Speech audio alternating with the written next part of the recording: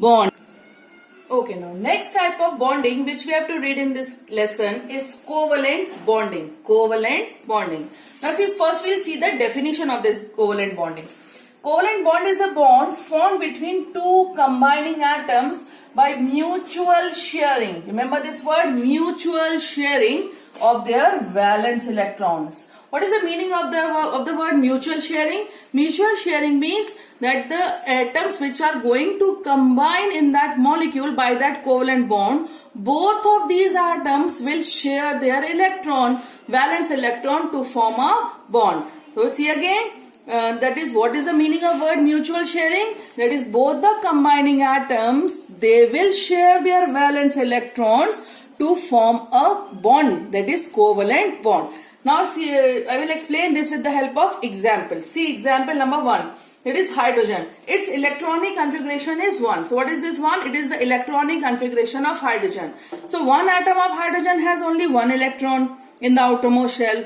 Then but it has to complete their octet. Now why this bonding whole this thing is taking place? Just to complete their octet. Yesterday or in the previous part I have explained that to complete the octet all these bondings are formed. Now to complete their octet or the duplet. Now see this hydrogen. One hydrogen atom has only one valence electron. So to complete its duplet, it requires one more electron. So if it combines or shares this one more hydrogen atoms, both of them share their one electron which are present in their valence shell. They form a bond that is known as covalent bond. Now this shared pair of electron, it is counted with both the combining atoms. That is this pair of electron which they have mutually shared, that is counted with both the combining atoms and is represented with a small dash or line, that is known as bond. So see this example, when this hydrogen shares it one electron in the outermost shell with the other hydrogen atom which is also sharing its one electron. Now see, one electron of hydrogen, now one it has got by sharing. So this hydrogen has completed its duplet. In the same way, other hydrogen has also completed its duplet. So how will represent this electron pair? With the help of this single line that is known as bonding. And the molecular formula is known as H2. See the second example of oxygen. Electronic configuration of oxygen is 2,6.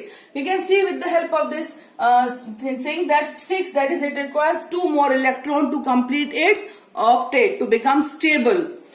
So we'll represent this dot, that is these dots are the electrons present in the outermost shell. What are these dots representing? Electrons present in the outermost shell. So there are 6 electrons present in the outermost shell of oxygen. It requires 2 more electrons. If it combines with the other oxygen atom which is also having 6 electrons, 1, 2, 3, 4, 5, 6 electrons in the outermost shell. So both of them share their 2 pair of electrons to complete their octets. Now see, 6, this oxygen was already having 6 electrons. Now 2 it has got by sharing. Now it becomes 2, 8. This also becomes 2, 8 because it is counted with both the atoms. Just now I told you mutual sharing means the electrons will be counted with both the combining atoms. And because here we'll represent this with the help of 2 lines. Why 2 lines? Because now this oxygen is sharing 2 pair of electrons. So it is represented by 2 single lines. Now this is O2 molecular formula. Next is nitrogen. Electronic configuration of nitrogen is 2, 5. You can see easily 5, that is 3 electrons are required to complete their octet.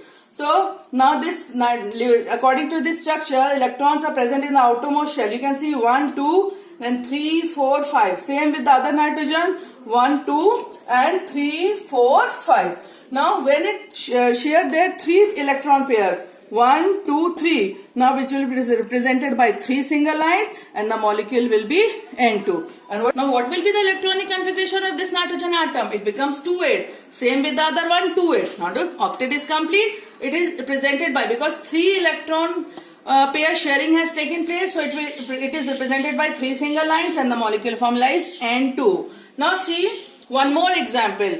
Carbon has electronic configuration of 2, 4 and hydrogen is having electronic configuration of 1.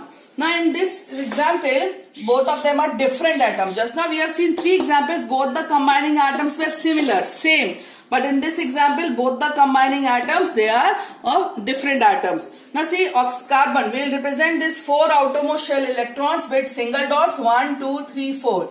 and hydrogen having 1 electron, that is with the cross. So to complete this octet, hydrogen requires duplet, but carbon requires octet. So to complete the octet, this carbon share it's all the 4 electrons with 4 different hydrogen atoms. You can see 1 electron pair is shared with this hydrogen, 1 electron with this hydrogen, 1 electron with this hydrogen, and 1 electron with this. In this way we can say that 1, 2, 3 and 4 single lines are formed, and it makes the compound CH4, that is methane.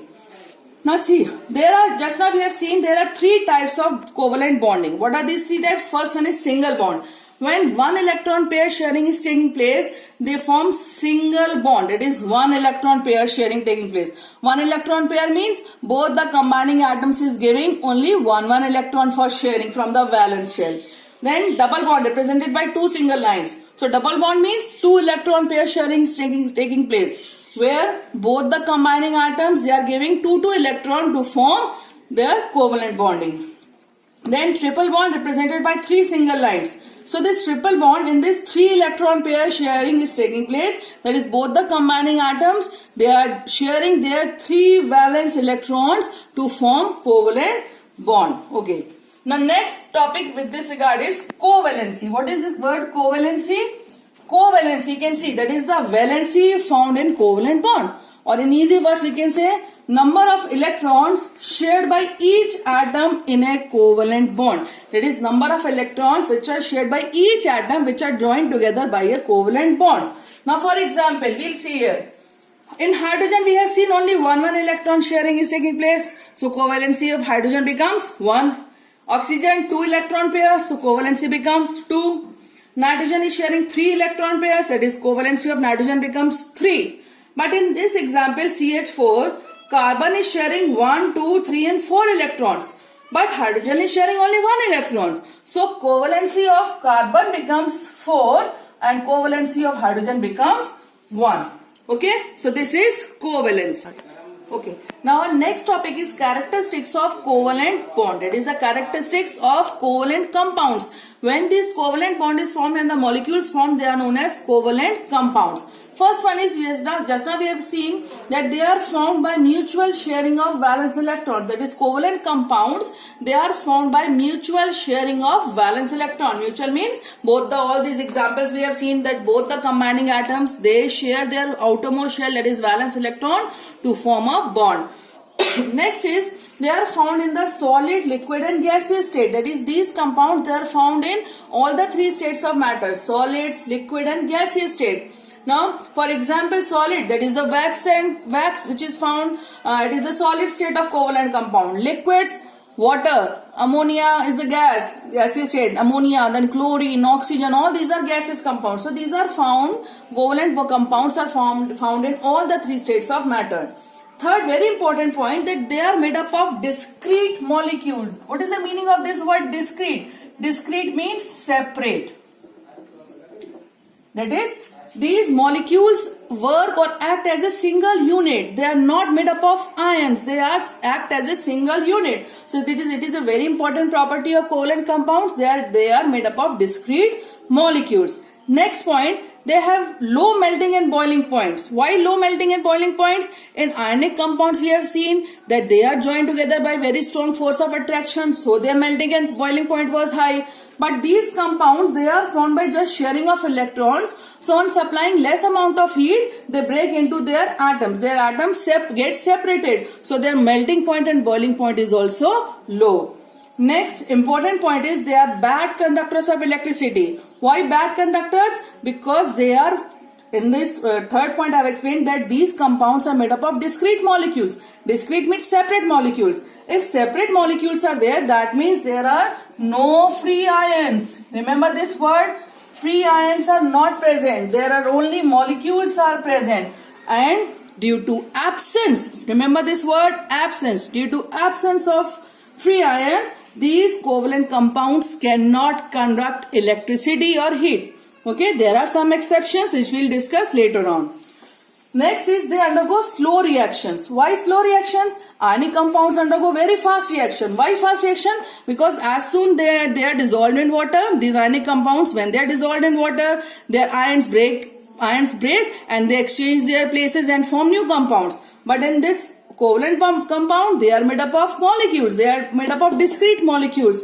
So their large amount, that is when they undergo any reaction, then the time is taken to break their bonding and to form new type of bonding. So they undergo very slow reaction. So in this topic, I have explained all the characteristics of covalent bonding. Now next topic which we are going to start is type of covalent bond. That is the polar and the non-polar covalent bond. Before starting that point, I would like to explain that this point, bad conductor of electricity. Here are also some exceptions. That is HCl, which is a covalent compound. So pure HCl, it is a bad conductor of electricity. But aqueous HCl, aqueous means when that HCl is dissolved in water, it breaks into ions and therefore it can conduct electricity. That we'll see in the next topic, that is polar and the non-polar covalent compound.